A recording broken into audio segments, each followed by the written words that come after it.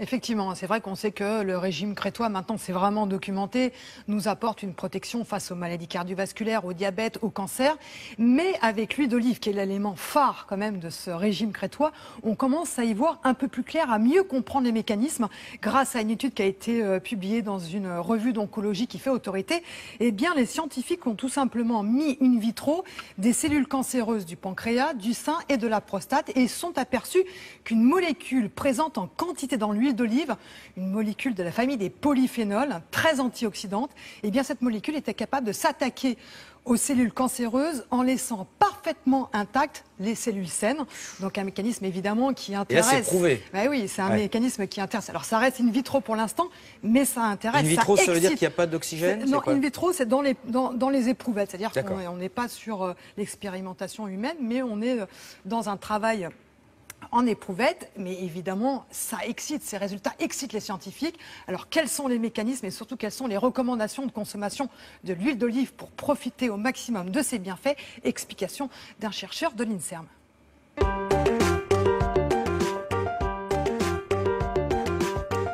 Cette nouvelle étude réalisée aux États-Unis vient de montrer que lorsqu'on ajoute à des cellules cancéreuses un des polyphénols présents dans l'huile d'olive, cela conduit très rapidement à la mort des cellules. La deuxième information apportée par ce travail, c'est qu'ils ont mis en évidence quel était le mécanisme d'action de cette molécule, qui est connue pour être anti-inflammatoire, pour être un antioxydant. Et là, ils ont montré en fait que cette molécule bloque le cycle de développement de la cellule, et ce qui conduit à la mort des cellules. Et, très intéressant, cette molécule n'a aucun effet négatif, par contre, sur des cellules normales.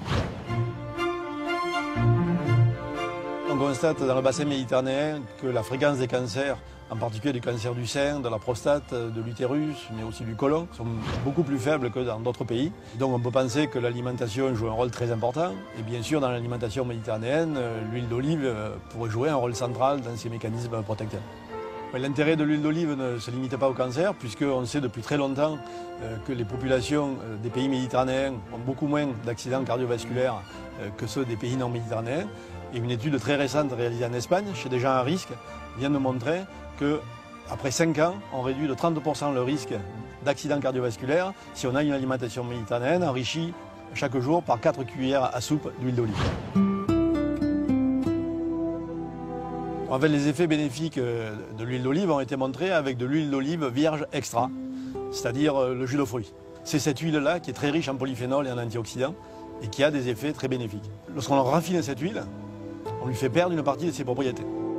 Donc les huiles, disons, de type industriel qui ne sont pas vierges extra sont de moins bonne qualité, moins riches et moins protectrices pour la santé.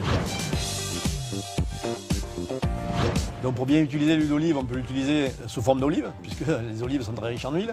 On peut utiliser l'huile crue pour toutes les salades. Et on peut l'utiliser cuite, puisque c'est une huile relativement stable. Mais comme toutes les autres huiles, il ne faut pas la chauffer trop fort, il ne faut pas dépasser 170 degrés pour ne pas altérer ses propriétés. Vous me disiez, en fait, il ne faut pas mégoter sur la qualité de l'huile d'olive parce que les bonnes huiles d'olive peuvent être parfois assez chères. Enfin, oui, absolument. Et puis, il faut bien les conserver parce que vous pouvez avoir une huile d'olive de qualité, de très grande qualité que vous payez cher, mais si vous ne la conservez pas bien, elle perd ses qualités. Déjà, il faut la conserver entre 15 et 18 degrés. Il n'est pas nécessaire de la mettre au réfrigérateur. Et surtout pas comme on voit là dans des trucs transparents. Donc, pas de réfrigérateur comme l'huile de noix. L'huile de noix est instable, on la met au réfrigérateur. S'agissant de l'huile d'olive, on peut la laisser entre 15 et 18 degrés. Ensuite, un récipient hermétique qui ne laisse pas passer la lumière parce qu'effectivement, cette lumière va attaquer, va oxyder les polyphénols et les pigments dont on a parlé hier. Donc, ça dégrade sa qualité.